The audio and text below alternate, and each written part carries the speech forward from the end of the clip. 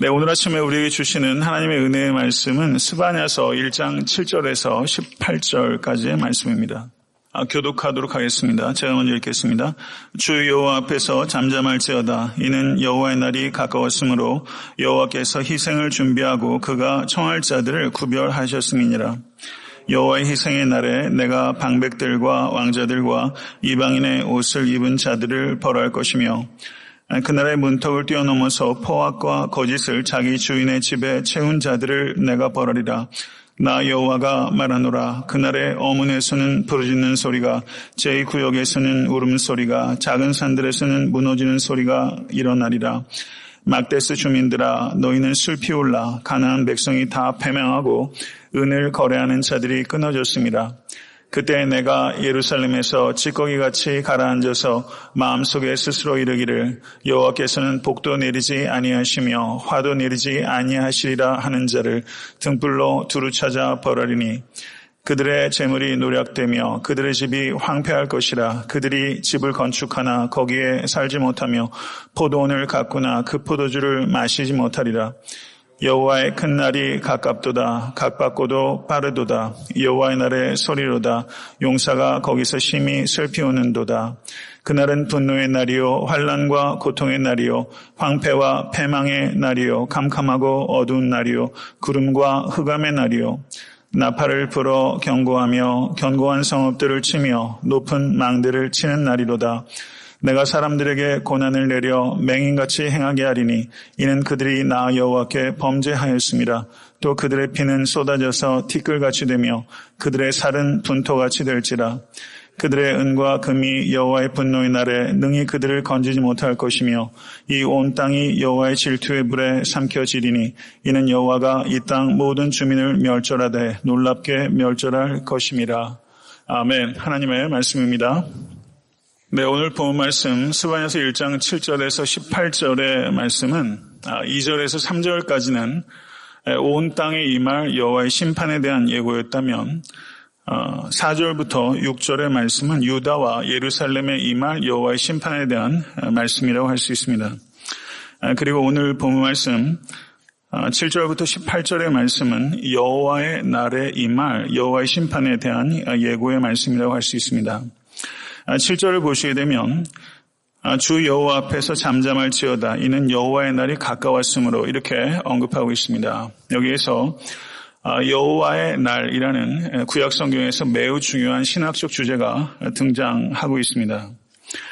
오늘은 특별히 여호와의 날에 대해서 제가 신학적 주제가 어떤 의미를 가지고 있는지에 대해서 말씀을 드리고자 합니다. 여호와의 날이라고 정확하게 명시된 경우가 구약 성경에 모두 14번 등장합니다. 어디에 등장하냐면 이사야서 2장 12절, 13장 6절과 9절, 에스겔서 13장 5절, 30장 3절, 요엘서 1장 15절, 2장 1절, 11절, 3장 14절, 아모스서 5장 18절, 20절, 스바냐서 1장 7절, 14절, 스가랴서 14장 1절 이렇게 14번 등장합니다. 제가 이렇게 구절들을 언급하는 것은 혹시 이 설교를 다시 CD로 들으실 때 해당 본문을 찾으셔서 연구하실 수 있도록 기초적인 자료를 제가 드리는 것입니다. 여기에 14번 등장하는데 의식하셨을지 모르겠지만 이 여호와의 날에 대한 언급이 모두 예언서에 등장하고 있다는 것을 우리가 주목하게 됩니다. 그리고 여호와의 날이라고 정확하게 표현이 되어 있는 경우도 있고 그 날이라고 표현하는 경우도 왕왕 발견이 되는데요. 스바냐서에 여호와의 날을 가리키는 표현으로서 그 날이 4번 등장합니다. 그렇다면 스바냐서 전체에서는 여호와의 날이라고 정확하게 언급하고 있는 경우가 2차례, 그리고 그 날이라고 언급하고 있는 1장 9절, 그리고 1장 10절, 3장 11절, 16절에 4차례의 언급까지 포함해서 모두 6차례 여호와의 날에 대한 언급이 나타나고 있다. 이렇게 볼 수 있습니다. 그래서 구약 성경에서 이 여호와의 날에 대해서 가장 두드러지게 말하고 있는 성경 본문이 바로 스바냐서다. 이렇게 이해할 수 있습니다. 선지자들은 여호와께서 여호와의 날에 이스라엘의 대적들뿐만 아니라 죄에 대한 형벌로 이스라엘 자신을 상대로 하나님께서 싸우시는 크고 두려운 날이 될 것이다. 이렇게 말하고 있습니다. 여호와의 날에 이교도들만 하나님께서 심판하는 것이 아니라 죄를 범한 이스라엘 백성 자신도 하나님께서 심판하시는 날이 될 것이다. 이렇게 언급하고 있다는 뜻입니다. 그런데 이스라엘 백성들은 이 여호와의 날을 상호했습니다. 그래서 하나님께서 역사에 개입하셔서 자신들을 여호와의 날에 구원할 것이라고 고대했습니다. 그러나 예언자들은 이스라엘의 이와 같은 self-confidence, 이와 같은 자기 확신은 self-deception, 자기 기만이 될 것이다. 이스라엘 백성들이 여호와의 날에 하나님께서 자신들을 deliverance, 구원할 것이라고 맹신하고 있지만 그들이 다 구원받는 것이 아니라 여호와 하나님을 신실하게 신뢰하지 않는 이스라엘 백성들 중에 많은 자들이 deliverance 되는 것이 아니라 destruction, 그들이 멸망하게 될 것이다. 이렇게 언급하고 있는 것입니다. 그래서 혈통만 이스라엘 백성이라고 해서 여호와의 날에 구원받는 것이 아니라 여호와 하나님을 진실로 신실하게 믿는 자들만이 구원받게 될 것이다. 이렇게 언급하고 있는 것입니다. 사랑하는 성도 여러분, 예수 그리스도께서 이 땅에 다시 오시는 날은 심판의 날이요 구원의 날이 될 것입니다. 그때 교회에 다닌다고 해서 다 구원받는 것이 아닙니다. 진실로 여호와 하나님을 믿는 자들이 구원을 얻게 될 것입니다. 저는 이 자리에 계신 모든 권속께서 한 사람도 빠짐없이 deliverance, 구원 얻게 될 수 있게 되기를 간절히 소원하는 것입니다. 여호와의 날이라는 이 표현이 등장하는 구약 성경의 모든 용례들을 종합해서 여호와의 날이 가지고 있는 실질적인 의미가 무엇인지에 대해서 개략적으로 정리해 봤습니다. 제가 구약의 예언서들이 이제 꽤 많이 설교해 왔고 그리고 적지 않은 책들을 이렇게 연구해 왔는데요. 실제 여호와의 날에 대한 연구 자체가 굉장히 미비하다라는 것을 제가 느끼고 있습니다. 특별히 스바냐서의 한 주석서에 그래도 비교적 상세하게 여호와의 날에 대한 언급이 있어서 저한테 상당히 유익이 있었는데요. 그와 같은 그 연구 결과들뿐만 아니라 실질적인 성경 구절들을 통해서 여호와의 날에 대한 그 7가지 개략적인 주제를 제가 말씀드리도록 하겠습니다. 다소 딱딱한 이야기일 수 있겠으나 이것은 굉장히 중요한 성경적인 가르침이라고 볼 수 있습니다. 구약 성경에서 강조하는 여호와의 날에 대한 가르침 중에 첫 번째는 여호와의 날은 가까이 있다라는 것입니다. 스바냐서 1장 7절, 14절, 아모스서 6장 3절, 에스겔서 7장 7절, 30장 3절, 요엘서 1장 15절, 2장 1절, 3장 14절, 이사야서 13장 6절, 오바댜서 15절 등에 있습니다. 스바냐서 1장 7절은 이는 여호와의 날이 가까웠으므로, 스바냐서 1장 14절은 여호와의 큰 날이 가깝도다, 가깝고도 빠르도다. 요엘서 1장 15절은 슬프다. 그날이여 여호와의 날이 가까웠느니 곧 멸망같이 젖는 자에게로부터 이르리로다. 하나님의 말씀입니다. 성도 여러분, 예수 그리스도의 재림의 날은 알 수 없습니다. 그러나 그날은 가깝습니다. 이것을 기억하실 수 있게 되기를 바랍니다. 여호와의 날에 대한 두 번째 가르침은 여호와의 날은 악인들에 대해서 하나님이 진노하시고 노여움을 드러내시는 날이다라는 가르침입니다. 스바냐서 1장 15절, 18절, 2장 2절과 3절, 예레미야 4장 8절, 12장 3절, 에스겔서 7장 3절, 8절, 12절, 14절, 19절, 예레미야 애가 2장 1절, 21절과 22절, 이사야서 13장 9절, 13절 등의 이와 같은 내용이 기록되어 있습니다. 스바냐서 1장 18절은 그들의 은과 금이 여호와의 분노의 날에 능히 그들을 건지지 못할 것이며 그 온 땅이 여호와의 질투의 불에 삼켜지리니. 예레미야 4장 8절은 이로 말미암아 너희는 굵은 배를 두르고 애곡하라. 이는 여호와의 맹렬한 노가 아직 너희에게서 돌이키지 아니하였습니다. 에스겔서 7장 3절은 이제는 내게 끝이 이르렀나니 내가 내 진노를 내게 나타내어 내 행위를 심판하고 내 모든 가증한 일을 보응하리라. 아멘. 성도 여러분, 하나님의 진노는 무서운 것입니다. 하나님의 진노의 자녀였습니다. 우리가 이전에는. 그러나 이제 예수 그리스도를 믿음으로 말미암아 하나님의 진노의 자녀가 아니라 하나님의 은혜의 자녀가 된 것입니다. 하나님의 진노가 얼마나 무서운지를 진실로 깨닫는다면 복음을 증거하지 않을 수 없습니다.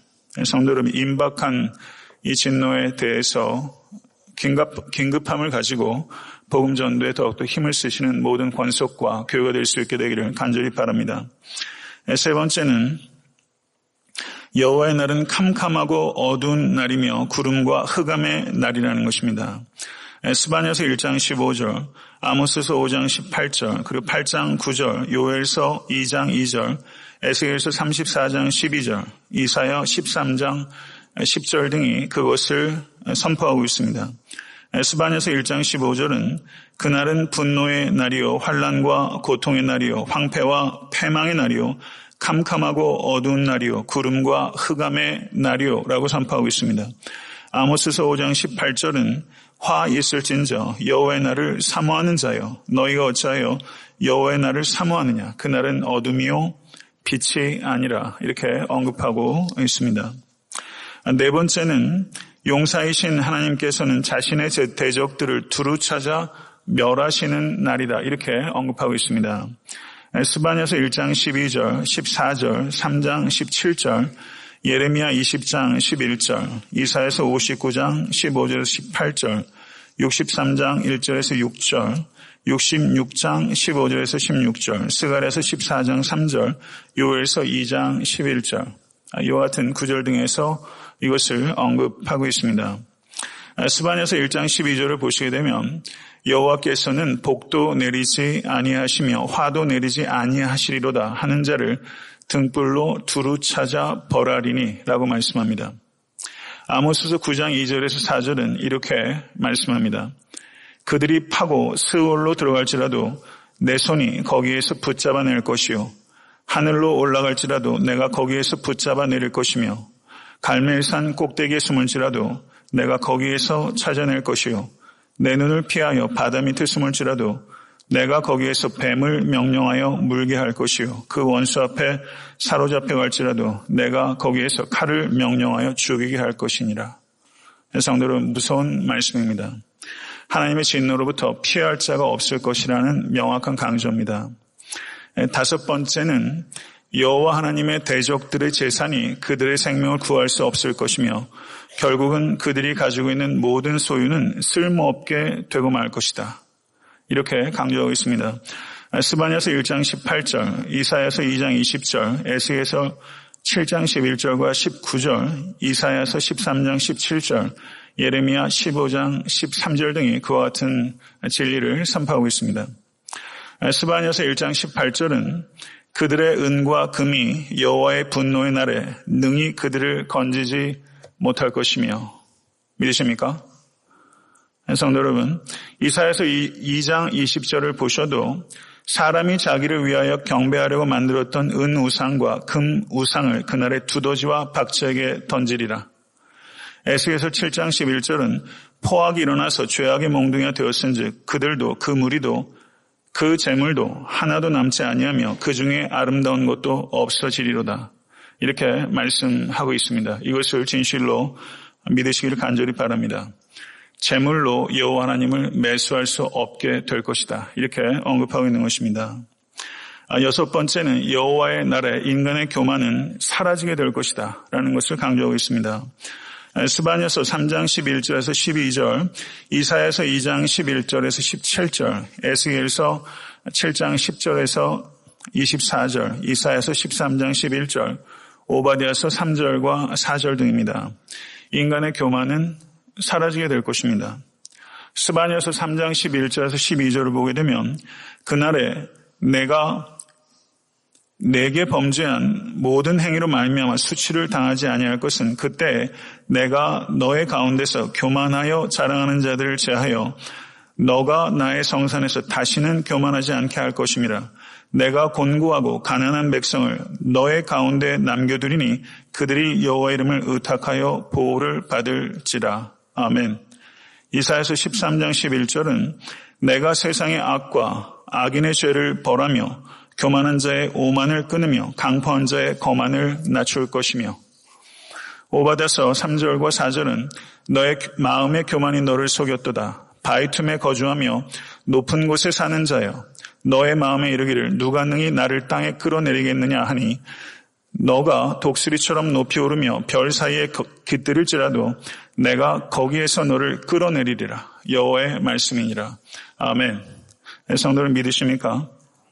하나님께서 인간의 교만을 산산히 부수실 것이다. 이것이 여호와의 날에 임하게 될 하나님의 심판입니다. 그러나 성도 여러분, 여호와의 날은 심판의 날이면서 동시에 남은 자들에게 구원의 날이라는 것을 믿으시고 소망 중에 견고하게 서실 수 있게 되기를 우리 주 예수 그리스도의 이름으로 간절히 축원합니다.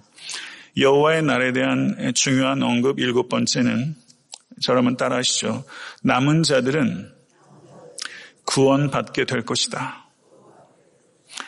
스바냐서 2장 3절, 7절, 9절, 아모스서 5장 14절, 15절, 요엘서 2장 18절, 32절, 예레미야 4장 14절, 오바댜서 17절 등의 그와 같은 것을 언급하고 있습니다. 스바냐서 2장 3절이 스바냐서 전체의 가장 핵심적인 구절이라고 할 수 있습니다. 스바냐서 2장 3절 말씀을 보게 되면 거기에 이렇게 언급하고 있습니다. 여호와의 규례를 지키는 세상의 모든 겸손한 자들아 너희는 여호와를 찾으라. 공의와 겸손을 구하라. 너희가 혹시 여호와의 분노의 날에 숨김을 얻으리라. 아멘. 아모스서 5장 14절에서 15절은 이렇게 언급하고 있습니다.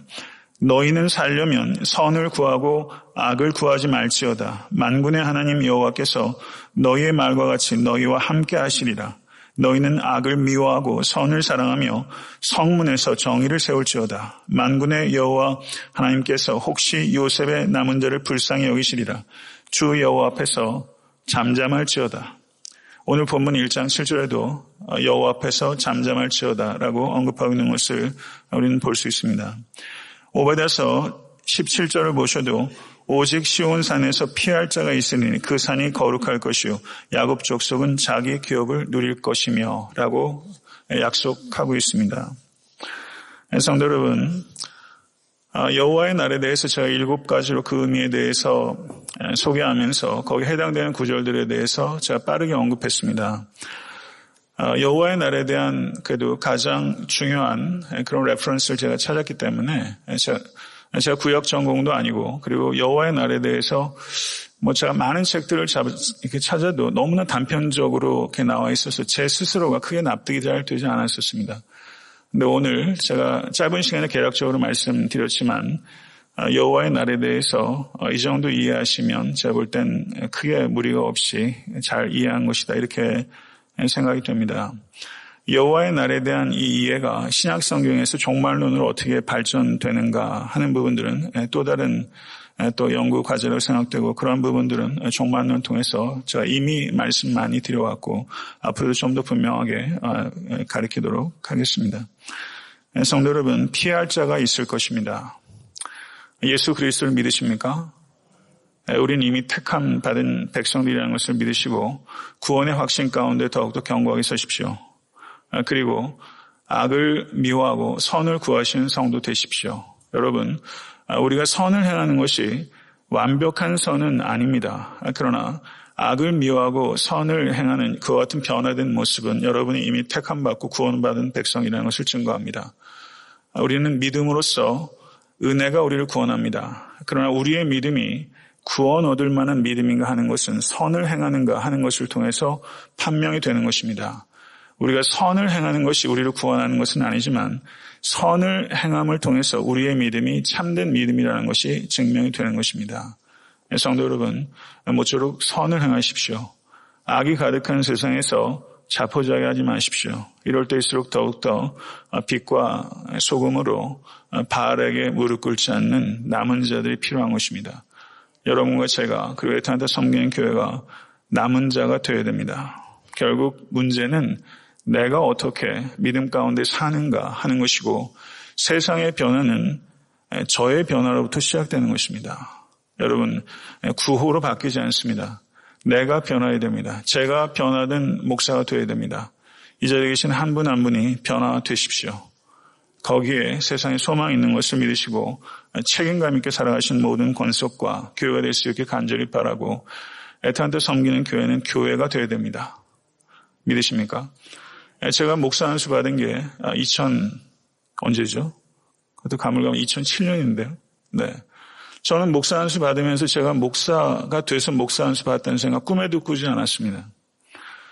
제가 최낙신 목사님 목회하시는 교회, 지금 잔스크릭에 와 있지만 예전에 교회에서 제가 목사 안수를 받았는데요. 제가 그때만 해도 아틀란타 와서 개척할 거라는 거 제가 몰랐어요. 목사 안수 받으면서 부끄럽더라고요. 전 제가 목사였다고 생각하지 않았습니다. 목사가 되어가는 시작이라고 생각했습니다. 저는 애타한테 섬기는 교회가 이미 교회다운 교회라고 생각하지 않습니다. 교회다운 교회가 되어가는 과정이라고 생각합니다. 성도 여러분, 이 지역교회가 바르게 세워지는 것처럼 가치 있는 일 없습니다. 이 교회를 세워가는 것은 저도 이 몸의 일부고 여러분들도 이 몸의 일부입니다. 믿으십니까? 이 손끝에 가시 하나만 박혀도 얼마나 아픈지 몰라요. 그게 몸입니다.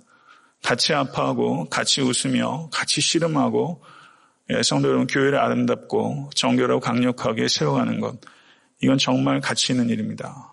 목회자에게만 가치 있는 일이 아니라 여러분 정말 그런 교회 세워가는데 여러분과 제가 수임받고 이 여호와의 날의 임박함에 대해서 항상 깨어있고 그리고 복음을 증거하는 일에 여러분 입술과 삶으로 증거하시고 증명하시는 모든 권속과 교회가 될 수 있게 되기를 간절히 바랍니다.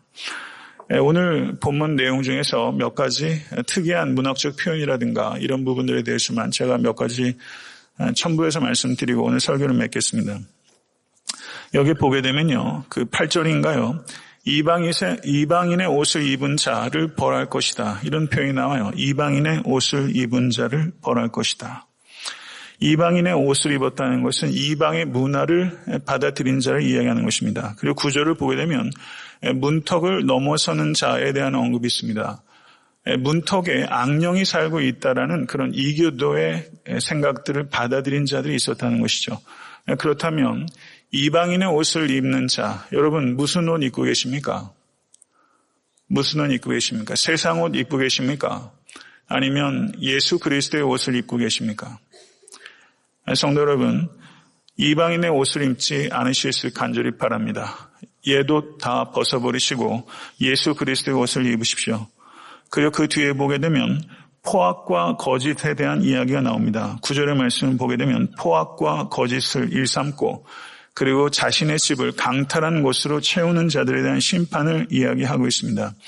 10절과 11절을 보게 되면 거기에 지리에 대한 이야기가 나옵니다. 스바냐는 이 예루살렘의 지리에 대해서 굉장히 잘 알던 사람이에요. 그래서 거기에 어문, 제2구역, 막데스라는 그와 같은 문과 거리에 대한 언급이 기록되어 있습니다. 그러면 이와 같은 언급이 뭘 나타내는가? 말하자면 예루살렘의 월스트리트를 얘기하는 거예요. 예루살렘의 월스트리트를 하나님이 치실 것이다. 상업지역을 칠 것이다. 왜냐하면 거기에는 포악과 거짓이 있기 때문에 물질로 말미암아 약자를 늑탈하는 포악과 거짓이 거기 있기 때문에 예루살렘의 월스트리트부터 내가 쳐나갈 것이다. 이렇게 하나님께서 이야기하고 있는 것입니다. 12절을 보게 되면 유다 백성을 찢기에 비유하고 있습니다. 술을 담그게 되면 포도주 같은 경우에 밑에 이렇게 침전돼서 찌꺼기가 밑에 두껍게 쌓이게 됩니다. 이건 어떻게 되는 것이죠? 이것이 표현하는 바는 무엇입니까? 자기 방식에 익숙해진 종교인, 자기 방식에 익숙해져서 개혁하지 못하는 종교인들을 표상하는 것이다. 이렇게 말할 수 있죠. 포도주의 찌끼처럼 침전되는 신앙생활 벗어버리셔야 됩니다. 성도 여러분, 항상 새로운 영이 여러분과 저에게 임할 수 있게 되길 간절히 바랍니다. 12절을 보시게 되면 거기에 뭐라고 언급이 되어 있냐면요. 여호와께서는 복도 내리지 아니하시며 화도 내리지 아니하시리라 라고 하는 자들이 이스라엘 백성들 가운데 있었습니다. 이건 무슨 말이죠? 여호와 하나님께서 복도 내리지 않고 화도 내리지 않는다. 하나님께서는 우리의 삶에 영향을 끼치신다, 안 끼치신다? 안 끼치신다는 겁니다. 하나님께서는 복도 안 내리시고 화도 내리지 않는다. 이렇게 생각하는 사람들이 교회 밖에 있는 사람들은 다 그렇게 생각하죠. 신이 있을 거야 라고 생각하는 사람이라 할지라도 그 신은 우리의 삶이나 역사에 영향을 끼치지 않는다라고 생각하는 사람들이 교회 밖에 있습니다. 그러나 교회 안에도 실질적인 무신론자들이 있습니다. 하나님께서는 나에게 화도 내리지 않고 복도 내리지 않는다. 하나님께서는 사실상은 존재할진 모르겠지만 내 삶에 필요하지 않다. 하나님의 자리에 자신을 높여놓고 있는 사람들이 교회 안에도 있습니다. 성도 여러분, 그와 같은 자들을 하나님께서 등불을 들고 샅샅이 찾을 것이다. 이렇게 말하고 있는 것입니다. 13절의 말씀을 보시게 되면 여호와의 심판이 이렇게 돈을 의지하고 자신을 의지하며 살아가는 자들의 재물과 집과 포도원에 임하게 될 것이다. 그들이 건축한 집에 살지 못할 것이며 그들이 가꾼 포도원의 포도를 먹지 못하게 될 것이다. 이렇게 언급하고 있는 것입니다. 그리고 18절의 말씀을 보게 되면 그들의 은과 금이 하나님을 매수하지 못할 것이다. 여호와의 질투의 불에 삼켜지게 될 것이다. 돈에 거의 매수됩니다. 세상 사람들은요. 정치인들도 다 매수되죠. 정경 유착이 있고 돈에 노관하지 않는 사람 사실 거의 없다고 생각합니다. 우리가 비판을 할 수는 있지만 실제 그런 상황에 갔을 때 돈에 노관하지 않는 자신 있으세요? 그러나 하나님은 매수되지 않습니다. 은과 금을 의지하는 사람이 마지막 심판의 날에 당황하게 될 것입니다. 그들이 살았을 때 돈으로 다 할 수 있었지만 여호와 하나님을 매수할 수 없을 것이다. 이렇게 언급하고 있는 것이죠. 성도 여러분, 스바냐가 예언했던 이 시대 상황, 하나님께서는 화도 내리지 않고 복도 내리지 않는다. 이것이 스바냐가 살던 시대 상황에 국한되겠습니까? 아닙니다. 이것이 이 시대의 정신입니다. 이 시대의 정신이죠. 이 스바냐의 예언은 수천 년 전에 국한되는 것이 아니라 바로 이 시대에 주는 하나님의 심판에 대한 경고로 받아들이실 수 간절히 바랍니다. 성도 여러분, 말씀을 맺겠습니다. 세상의 옷을 아직도 입고 계시다면 벗어버리십시오. 포악과 거짓을 단호하게 끊으십시오. 하나님께서는 복과 화를 주실 수 있는 유일하신 분이심을 경외하십시오. 물질을 사랑하지 마시고 하나님의 임박한 심판을 기다리며 잠잠히 여호와 하나님만을 바라보시고 오늘 하루 그리고 남은 평생 신실하게 살아가시기로 결단하십시오. 그러면 여러분의 삶은 복된 삶이 될 것이고 또 세상은 그만큼 변화받게 될 줄로 믿습니다.